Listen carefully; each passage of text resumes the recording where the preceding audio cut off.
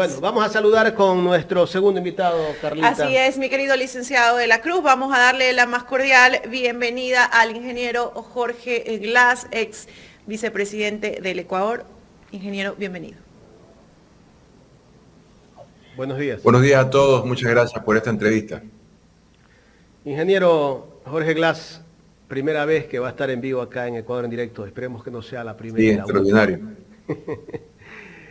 Un gusto saludarlo.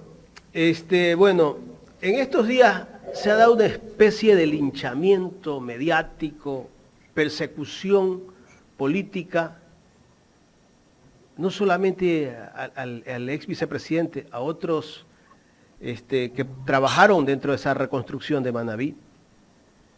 Fiscalía llamó a juicio el día de ayer a usted y a otros. ¿Qué es lo que pretende hacer Fiscalía con este llamado a juicio? Bueno, primero un saludo nuevamente. Gracias por la oportunidad de esta entrevista. Vamos situándonos en cada uno de los hechos. Aquí hay temas de forma y de fondo. Vamos en el tema de fondo primero. Hay un criterio, una opinión de un informe de Contraloría, que aquí la tengo en mis manos, del 2019. Ahí la primera pregunta es ¿por qué sacan esto justamente en periodo electoral y precisamente otra vez, como usted dice, en mi contra? La persecución jurídica, política en mi contra ha sido la norma desde el año 2017. Yo estuve 5 años, 4 meses en la cárcel.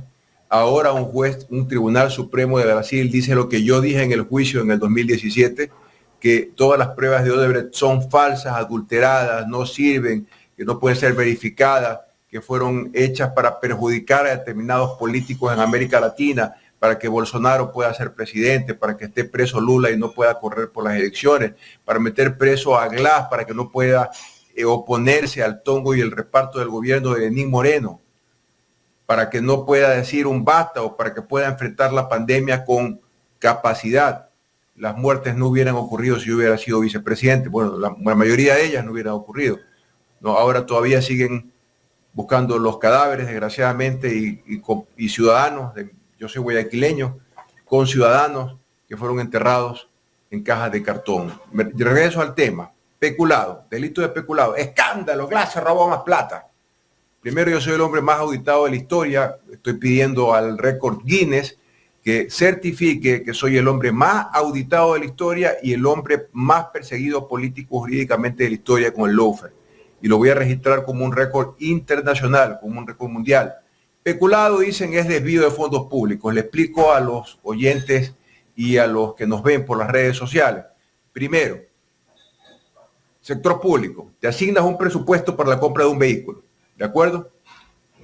Si tú en lugar de comprar el vehículo te compras computadoras para el mismo ministerio, dicen que es peculado. Porque hay un desvío del origen inicial o el destino inicial de los fondos a lo que realmente se ejecutó. Era para un carro, se compró computadoras. Probablemente las computadoras se compraron por emergencia, porque se llenaron de agua, porque hubo una inundación o porque hubo un pico eléctrico que las quemó todas. Había que comprar las computadoras, pero ahí la Contraloría dice peculado. Mi querido amigo, lo que Ingeniero, dice este informe... ¿qué contralor es gracioso. hizo ese informe? Esto se firmó en la época de Pablo Celi, el hoy preso, corrupto, Delincuente. confeso. Ese sí es un delincuente. Es un delincuente a carta cabal.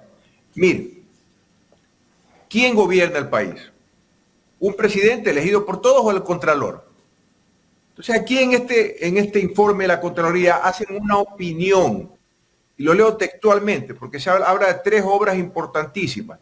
Ampliación de 2 vías, creo que es Manta-Coliza, Coliza-Aeropuerto, y el Parque Las Vegas, no sé si usted lo conoce, yo no he tenido la oportunidad de disfrutarlo, que fue construido en una zona de Puerto Viejo devastada, zona con riesgo sísmico, se convirtió en un punto seguro para los ciudadanos de Puerto Viejo, y además cambió la ciudad por el turismo, por el comercio, por las actividades lúdicas, por el sitio de encuentro que representa este hermoso parque. Dice la Contraloría que como el parque, en la página 19, que como el parque no existía antes del terremoto, no se lo podía construir. ¿Te imaginas? Había que dejar el hueco. Había que dejar todo devastado. No había que reconstruir. Y por eso quieren que yo vaya 13 años a la cárcel. Ingeniero. Vamos a otro tema de forma. Ingeniero, ingeniero, perdón que lo interrumpa, justamente hablando de lo que usted nos dice de ese informe de Contraloría, esos son los elementos de convicción que dice la Fiscalía tener para poder iniciar este proceso. En base justamente a ese informe, ¿no hay más elementos? No, en lo absoluto, es en base a esto. Y solo entre 3 personas, pues contra 3 personas, por supuesto yo incluido. Mire, el Comité de Reconstrucción estaba presidido por el vicepresidente por decreto presidencial, Jorge Glass. Pero además lo conformaba la prefectura de Manabí, la prefectura de Mariano Zambrano, querido amigo, la alcaldía de Puerto Viejo, Agustín Casanova, candidato recientemente, que no es mi amigo, el Ricardo Herrera, el dueño empresario, atunero, Pesca Blanca y dueño de Oromar TV como representante del sector empresarial. Hubo un representante, creo, de la pequeña y mediana empresa y otro de los comerciantes de la economía popular y solidaria, los comerciantes autónomos de la ciudad, me parece que era también de Puerto Viejo. Es decir, si hay una acusación de la Contraloría en contra del comité, es contra todos, pues. ¿Sí o no? Por supuesto. Pero es un tema evidente, es contra todos, no solamente contra Glass del comité, y para amagar ponen ahí a Carlos Bernal, que era secretario técnico, que no era parte del comité, y Pablo Ortiz, que no era parte del comité. Pero ingeniero, ¿cómo se decide financiar, por ejemplo, parte de estas obras con la ley de solidaridad? Porque ellos dicen que fue arbitrario, ¿no? ¿En qué momento se decide financiar esto? Había una ley para eso. Ley de Esta es otra cosa importantísima, por favor, los que nos están observando, los que están escuchando. Es importantísima. La ley decía, ley para la reconstrucción y, que eso es lo que omite aquí el informe de Contraloría, y para la reactivación productiva. Todas las obras que se construyeron fueron con mano de obra manabita. Llegó un momento en que faltaban trabajadores manabitas ampliando vías, construyendo casas, construyendo un sistema de agua potable, recuperando los postes, recuperando aceras, bordillos, un largo, etcétera. Y solo toman a un miembro del comité, Jorge Glass para variar, para acusarlo de qué. Oiga, yo creo, es mi opinión, que ese parque hermoso no había que hacerlo y había que dejar el hueco en Puerto Viejo con los escombros. Las casas no existían antes del terremoto, las casas que entregamos, casas de cemento, de concreto, con alcantarillado, con agua potable, con electricidad, con calles, aceras, bordillos, hasta fibra óptica de internet. Esas casas no existían. Por lo tanto, también deberían ser especulados. ¿No le parece? Aquí viene un tema mucho más grave. El comité de reconstrucción hizo un gran trabajo. Lo que hacía era de un banco de proyectos, estudios que ya estaban listos, priorizar. Decía, a ver, este parque va a ser reactivación productiva, va a generar empleo mientras se construya y va a generar empleo después por la actividad turística comercial. Este parque hay que hacerlo. Y votaban todos, pues. No es que votaba yo solo. Y con esa priorización se hizo un plan que luego pasó al Ministerio de Finanzas, porque el comité, y escúcheme bien, el comité no asignaba fondos, porque no estaba legalmente capacitado para ello. Los fondos fueron asignados por el Ministerio de Finanzas. Pero aquí no está el Ministerio de Finanzas. No está. No está en el informe de la Contraloría General de Estado, no está en la indagación previa que se abrió por esto. Solo en contra de Glass del comité. Segundo, el comité no contrató ni un lápiz por el amor de Cristo, ni una hoja de papel. Con esa priorización estratégica, analizada por el comité, con el respaldo de municipios, prefecturas, ministerios, sector privado, etcétera, una entidad pública, sea municipio, prefectura o empresa pública, contrataba la ejecución de los proyectos para reactivar y levantar de la tragedia a los manabitas y a los esmeraldeños.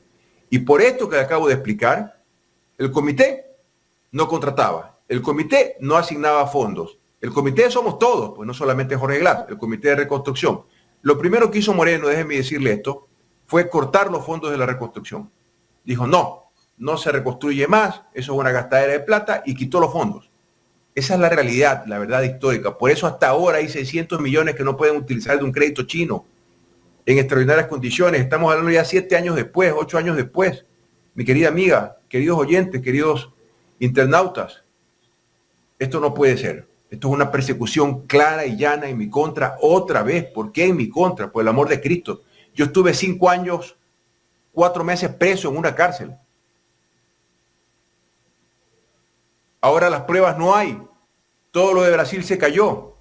Es nulo de pleno derecho. Ahí se ha sido inocente Glass. Pero yo estuve en la cárcel. Y yo me entregué para limpiar mi nombre. Para eso yo me entregué. Claro, y hemos visto, ¿no? Como usted dice,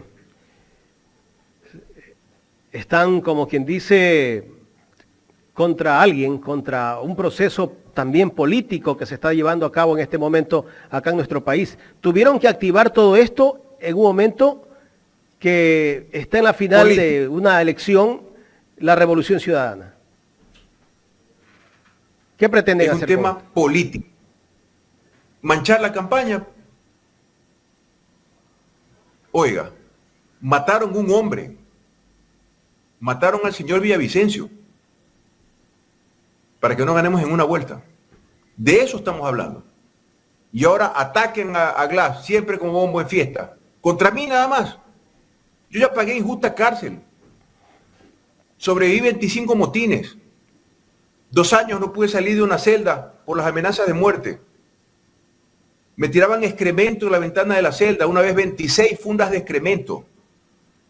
Se orinaban en la reja de la puerta. De puerta no hay reja. Casi me matan. Vivir en medio de decapitaciones ahí al otro lado de la ventana. Descuartizamientos, balazos, gas lacrimógeno.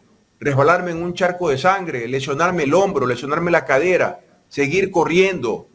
Gas lacrimógeno, agáchese, bala, tum, tum, tum. Cuidado, cabeza envuelta en llamas. Tuve 5 años, 4 meses en el infierno.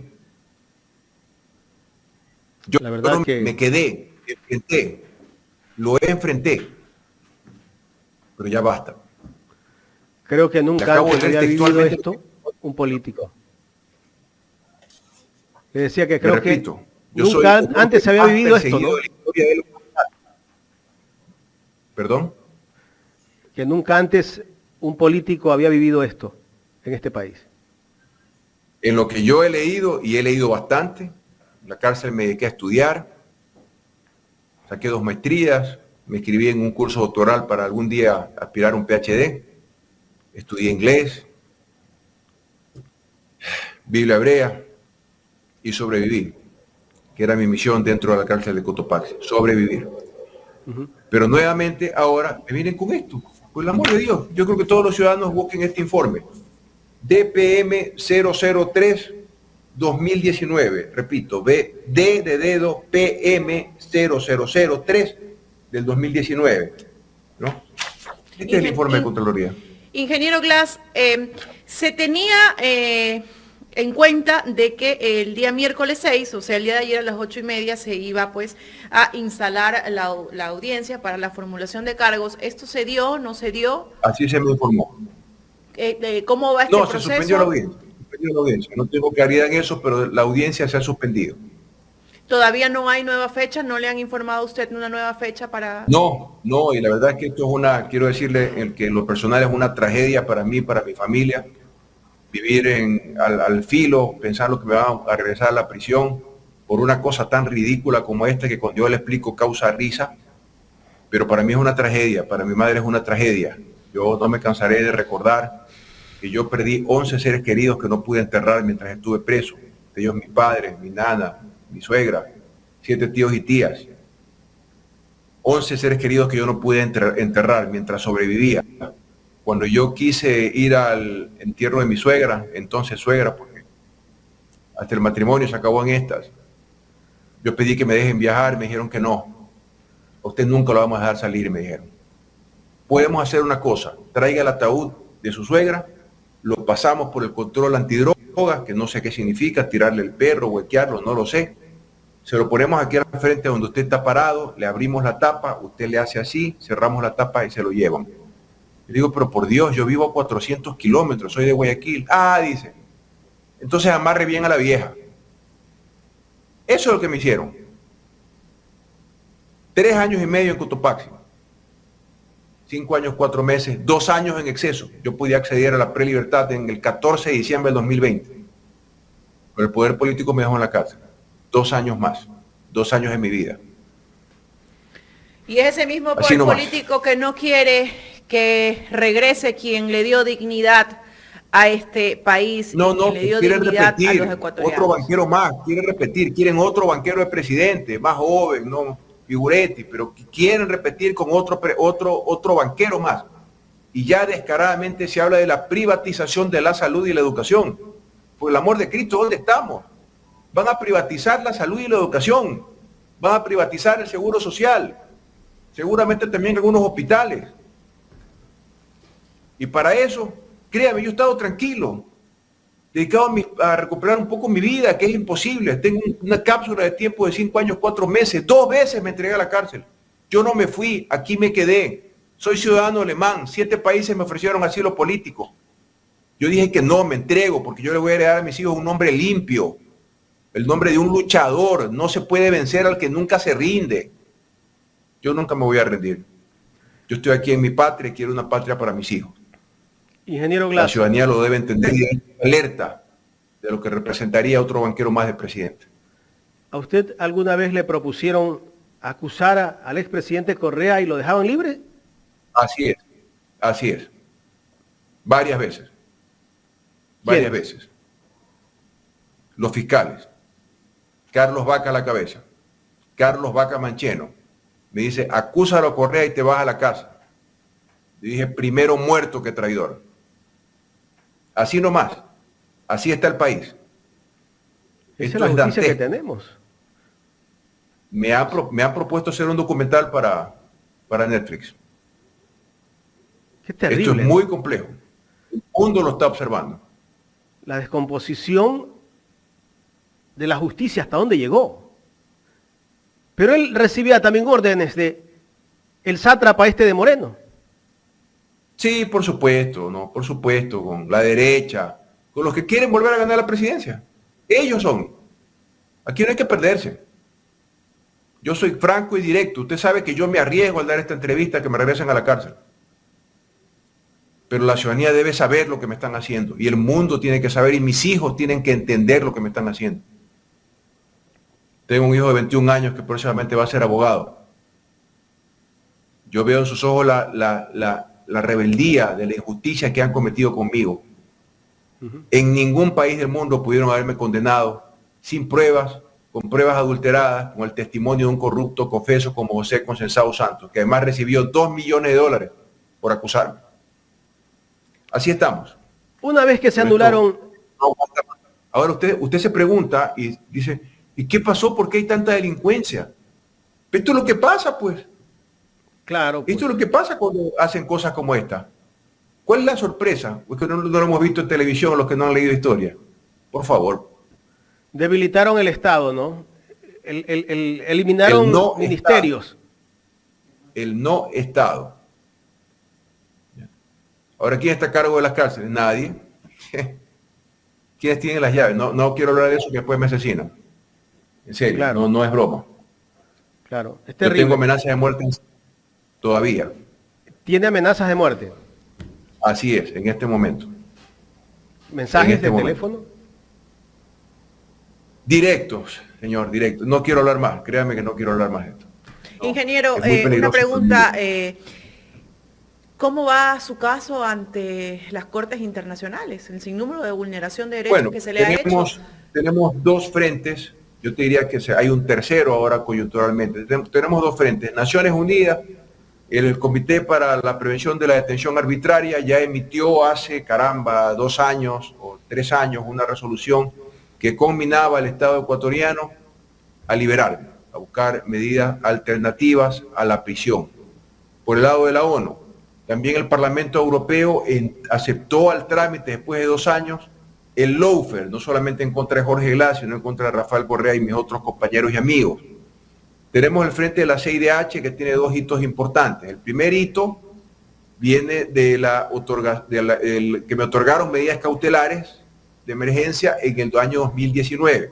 Igual, nada sirvió. cuando salí libre y me volví a entregar para regresar a la cárcel, porque ahí pues algunos de la Corte Nacional presionaron en la provincia de Santa Elena para volverme a encarcelar, la CIDH declara mi caso de extrema emergencia y urgencia.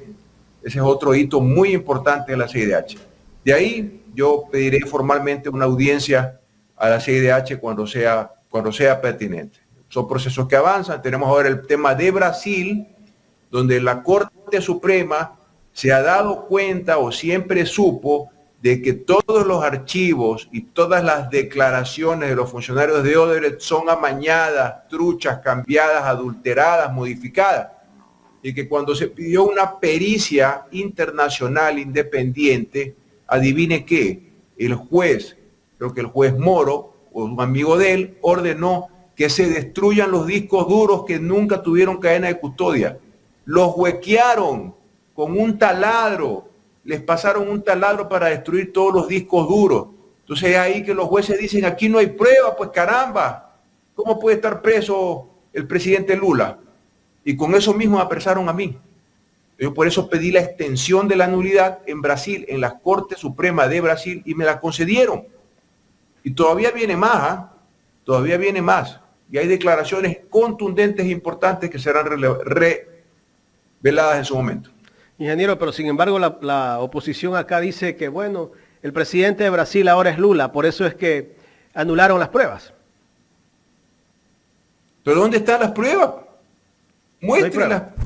Miren, en el derecho penal hay una palabra mágica, pruébalo. Así es. Yo probé que era inocente en el 2017. Los que estuvieron ahí en el juicio, los 15 días del juicio relámpago, hasta me tocaron el hombro algunos periodistas, algunos connotados periódicos. Ingeniero, no hay nada contra usted, a Dios gracias. ¿Qué sale inocente? ¿Qué voy a salir inocente? Yo ya estoy preso, le dije. Yo ya estaba preso desde el 2 de agosto del 2017, cuando le dije al país que Moreno estaba robando, me pidió que yo sea parte del robo. Lo dije al país en el 2017 y todo el mundo se quedó callado. Entonces, cuando estas cosas ocurren, se degrada la sociedad al punto, ¿a cuál punto? Al que estamos viviendo ahora. Aquí no se puede vivir. Todos los días hay descuartizamientos, decapitados, como dentro de la cárcel. Aquí en este país no se puede vivir. No hay salud, no hay educación. La quieren privatizar todavía. Y no se puede vivir por el crimen organizado, por los traficantes, por el lavado de activos de los traficantes, por los asesinatos, descuartizamientos, robos, secuestros, vacunas y un largo etcétera. Ingeniero, el mismo Zurita dijo que usted estaba detenido por la fuerza de las circunstancias. Porque no hubo prueba. ¿Pero por qué no me dejaron salir? Había una misión. Escondieron la asistencia formal de China, una asistencia formal oficial de China, que decía que Glass no tiene nada que ver en nada. La escondieron hasta condenarme en las 3 instancias. Y ojo, que José Conceição Santos dijo mentiras en el juicio de Odebrecht, que usted sabe que se quedó sin Odebrecht, porque Carlos Vaca Mancheno lo sacó del juicio con la complicidad de los jueces, y Odebrecht ni siquiera fue procesado. Entonces el caso Odebrecht se quedó sin Odebrecht. Y me dijeron que yo era el jefe de la mafia, de una serie de empresas contratistas que yo nunca había conocido y que dijeron en el juicio que no me conocían. Como efectivamente es verdad. ¿Y Odebrecht sigue en el país? Así como que sin nada. No le pusieron una multa, no fueron condenados civilmente, penalmente, administrativamente, nada. ¿Y sigue trabajando? Nada. ¿Sigue trabajando todavía? No sé si seguirán ahí ya. No terminaron una obra, el poliducto Pascual Escuenca. Créame, yo no tengo más información. Usted comprenda que yo ya no tengo acceso a esa información, que soy un ingeniero que está con muchas aspiraciones de recuperar mi vida en algún sentido, pero me caen cosas como esta. Esto es un absurdo. Esto de la reconstrucción es un absurdo. O sea, no haga el parque porque no había antes el terremoto. Y la reactivación productiva. No se reactivó la economía de Puerto Viejo con la ampliación de 2 vías. Pero aquí en Marte, pues no, en Marte hubiera carretera. Por supuesto que la construcción de una carretera genera reactivación productiva. Ingeniero Jorge Glass. Glass hay que darle. ¿cómo ve usted el panorama político en esta segunda vuelta? Me salto un poco del tema. Lo veo bien, lo veo muy bien, veo un sano debate, veo que determinadas falacias, como decir en el debate presidencial que el costo de la transmisión de la energía cuesta 5 centavos cuando vale creo que 0.78 centavos, es decir, menos de 1 centavo, y todas las barbaridades que se hablan de privatizar la salud, privatizar los colegios públicos, privatizar los hospitales públicos, la salud y la educación la quieren privatizar, bajar el sueldo a la gente, decir que no quiero ahondar en detalles, pero la verdad es que yo veo que hay una población más informada, una población que busca verificar las cosas, una población que accede al conocimiento de las redes de telecomunicaciones, el internet, de las redes sociales que se imparte por ahí y que tiene un criterio mucho mejor estructurado, informado de lo que está ocurriendo en el país y de lo que proponen cada uno de los candidatos. Yo veo que esto va bien para el progresismo, va muy bien. Creo que es una gran noticia para todos los ecuatorianos. Siempre trato un poco de alejarme de temas políticos, inclusive en mi programa de radio, pero me es imposible, porque yo soy un militante, yo nunca lo voy a negar, soy progresista y me debo a un movimiento político. Yo veo bien las cosas y eso me genera mucho entusiasmo, pero esto solo debería motivar a todos los compañeros en los territorios a trabajar con mucha más fuerza por el país. Esto ya no es un tema ni siquiera por un tema político. Claro, la política es la que gobierna por encargo de la ciudadanía mediante el voto popular, se llama democracia.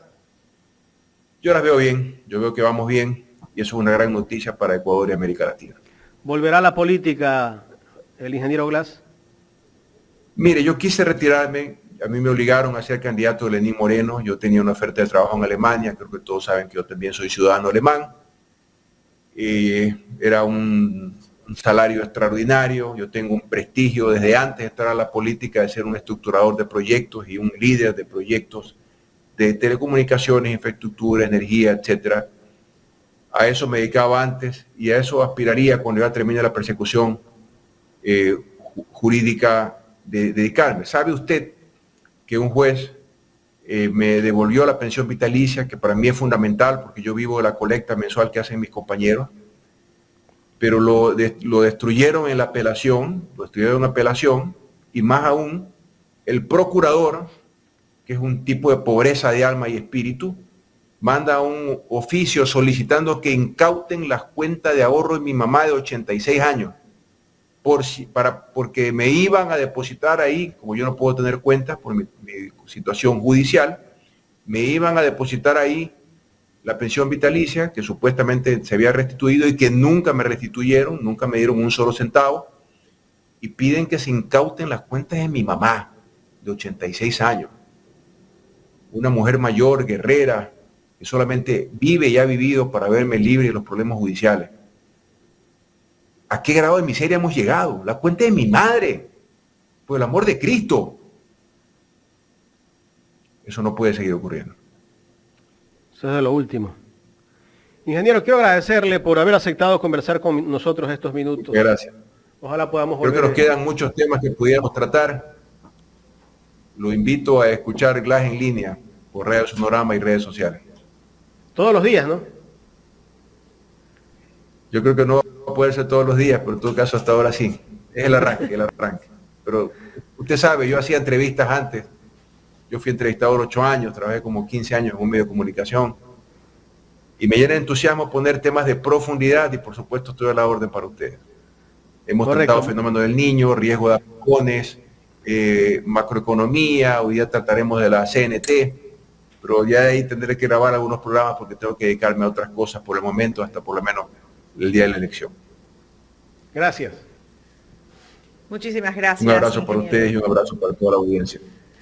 Esa fue nuestra conversación con el ingeniero Jorge Glass, ex vicepresidente de la República, sin duda alguna un hombre que ha sido fiel muestra de la persecución política y de la política de odio que han implantado estos dos últimos gobiernos. Ahí está. para muestra un botón y la valentía de alguien que decidió quedarse aquí en el país dando la cara.